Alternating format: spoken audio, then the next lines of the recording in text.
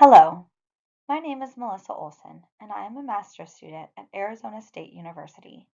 Today we will explore the achievement gap between white students and African American and Hispanic students in our education system. The intended audience for this presentation is school district administrators and classroom teachers. As an educator myself, I see firsthand how prevalent this problem is in our nation and how crucial it is to find a solution within our schools. If we all work together, we can build a bridge and close this gap.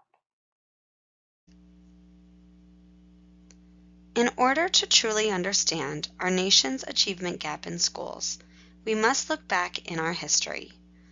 Although the word united is in the name of our country, we have a history of being very divisive.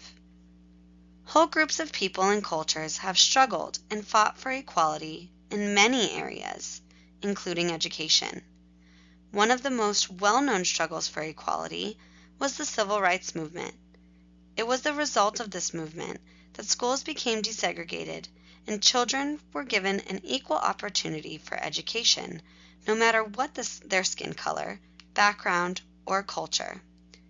In 1965, John Coleman wrote a report entitled The Equality of Educational Opportunity.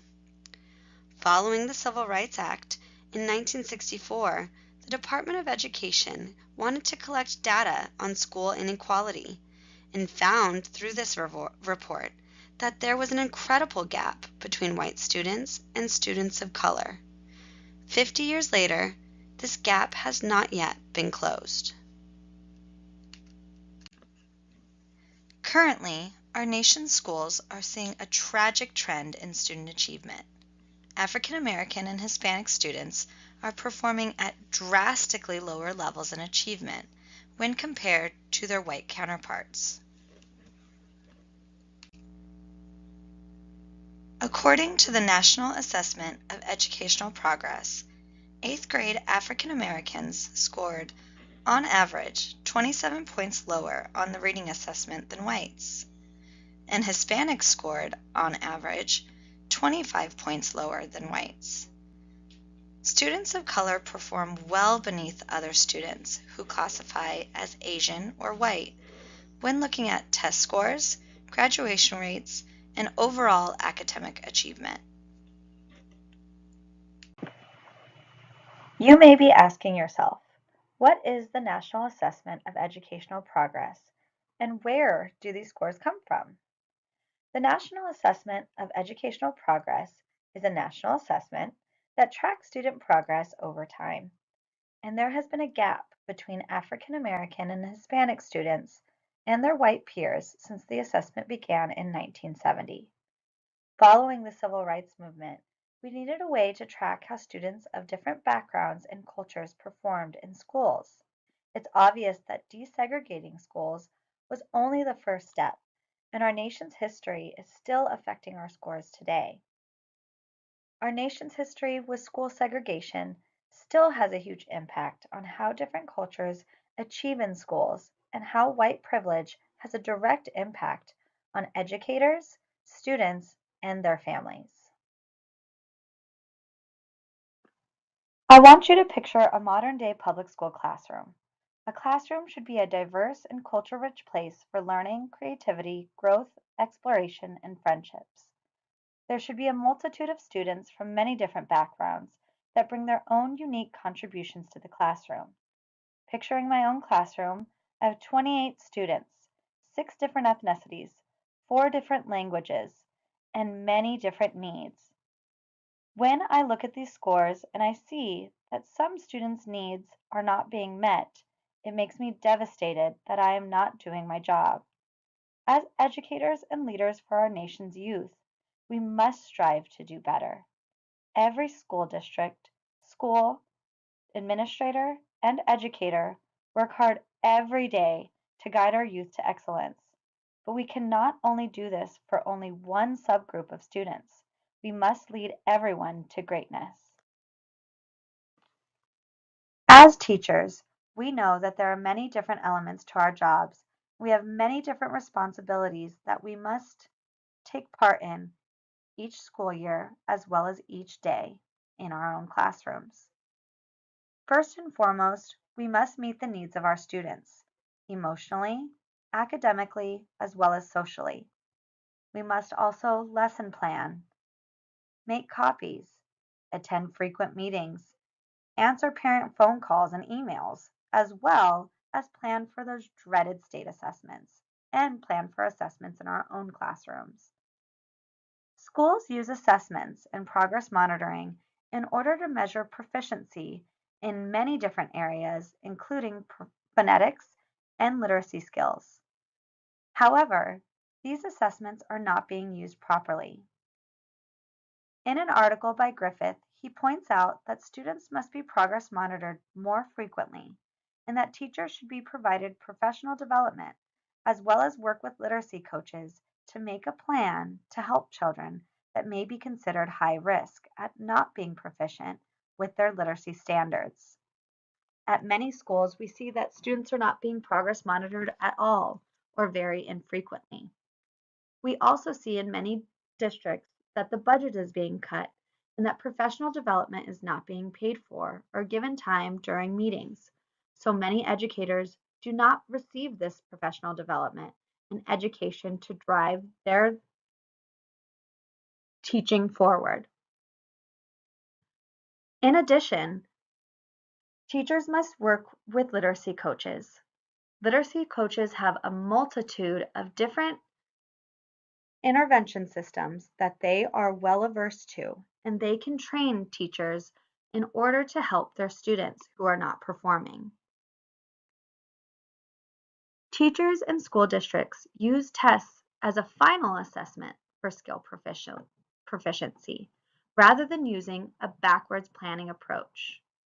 Backwards design of instruction uses tests in order to plan what skills will be taught during lessons and what standards students still need rather than at the end of a school year.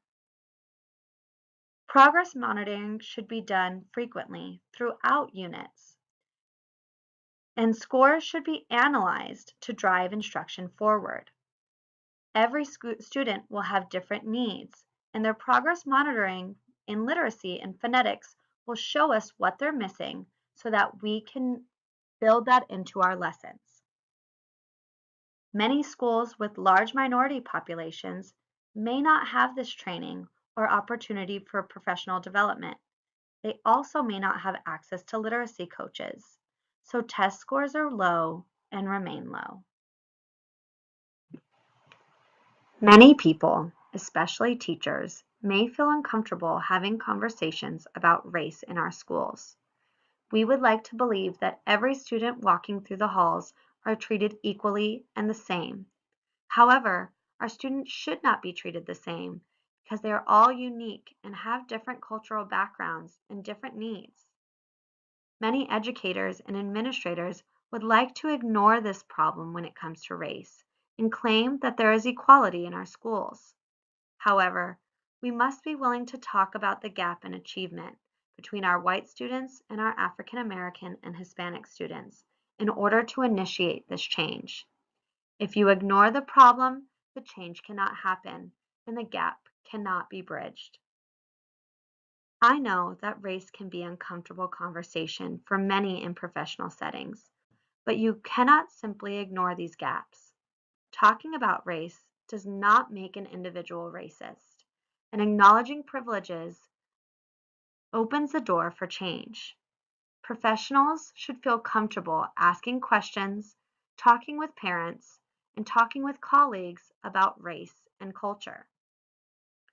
Race and diversity have been a problem in public education throughout our history, and we must have courageous conversations about racism in our schools in order to acknowledge our history and make changes. It is throughout courageous conversations that individuals can feel free to ask the questions they believe need to be asked and make the statements that others may feel uncomfortable making. We must feel safe with our peers in order to have these conversations to close the gap when it comes to the different races in our schools. Research shows that some charter schools have been effective in improving test scores in Hispanic and African American communities using a core curriculum that focuses on critical thinking, mastery, partnerships with families, and positive school culture. Students must think critically to solve problems and can apply these skills to different content areas and different areas of their life. Mastery ensures that students reach proficiency in each standard before making the standard more difficulty. Increasing this difficulty before proficiency is met will just make the gap wider. Partnerships with families is also crucial, and parents should know what's happening in school as well as bring in their own diversity and culture so that students can be involved. A positive school culture is vital to make school fun and nurture a place for learning for students to love coming to school. However, not all students have access to charter schools, and public schools follow a strict pacing guide and do not follow the same curriculum and learning structure. When public school teachers are expected to follow curriculum guides and calendars, they cannot focus on mastery of each skill before moving ahead. Oftentimes, we look forward to those dreaded state assessments and we want to teach each standard, but we must teach each standard to mastery so that students can become proficient and raise their test scores. Additionally, core curriculum should teach culturally diverse lessons. When students feel connected to what they are learning, they will form a deeper understanding of the content. History should include many different countries and cultures, since our country has a diverse amount of cultures and countries and people that come here to learn. Our history of our country should include westward expansion and the effect that it had on Native American culture so that they can see their ancestors reflected honestly in our history. Immigration for all cultures in our country should also be taught so that students can know the background of their ancestors. Women's rights should be taught so that the females and the young girls in our classrooms can know what they can do in our culture. Additionally, civil rights should be taught so that African Americans can feel proud of what they have achieved, and Hispanic students can see themselves reflected in individuals such as Cesar Chavez. Children should be able to see themselves reflected in the lessons in our classrooms to make learning and education more connected to themselves as an individual. In order to close the achievement gap in school and increase students of color scores in literature, administration must make diversity training and evaluations mandatory in schools for educators. It's imperative to know that you cannot just make evaluations mandatory. You must provide teachers with the proper training so that you can see these implemented in the classroom. Through the use of equity and diversity evaluations and application in the classroom, San Leandro High School students' scores raised by 10% for African American students and 12% for Hispanic students on the exit exams in only 1 year. When administrators have these evaluations, they must look for diversity being implemented in the classroom, and teachers should be able to apply these to their teachings so that students can be successful in every classroom throughout the school. In addition to training teachers on diversity and culture, students must also experience specific diversity and cultural education. According to an article written by Okoye, multicultural education promotes positive racial attitudes and a good understanding of each student's own culture, as well as the cultures of the peers around them in school. It is also important that multicultural education be consistent from a young age in preschool all the way to high school, and they should see this diversity and cultural understanding reflected each day in the classroom. When a student's culture is present in the school's positive climate, they will have a connection with the content that they are learning, and they will feel that their culture and diversity is also positive. Diversity in culture can be taught through the use of core knowledge curriculum. This curriculum includes history, backgrounds of cultures of large groups and individuals from different cultures that can be seen as positive influences to many different students. Many charter schools around the country that use core knowledge curriculum and language programs have seen a large increase in scores when compared to schools in the same communities. Our children and our students are our future, and it is our job to guide them towards a prosperous life. It is critical that we close the achievement gap between our white students and our African American and Hispanic students.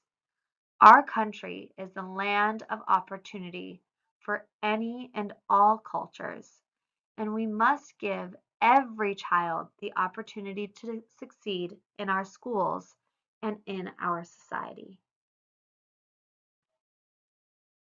Thank you for your time today. I hope that some of the key points in this presentation will lead us down the path to bridge the gap in our students' achievements in schools.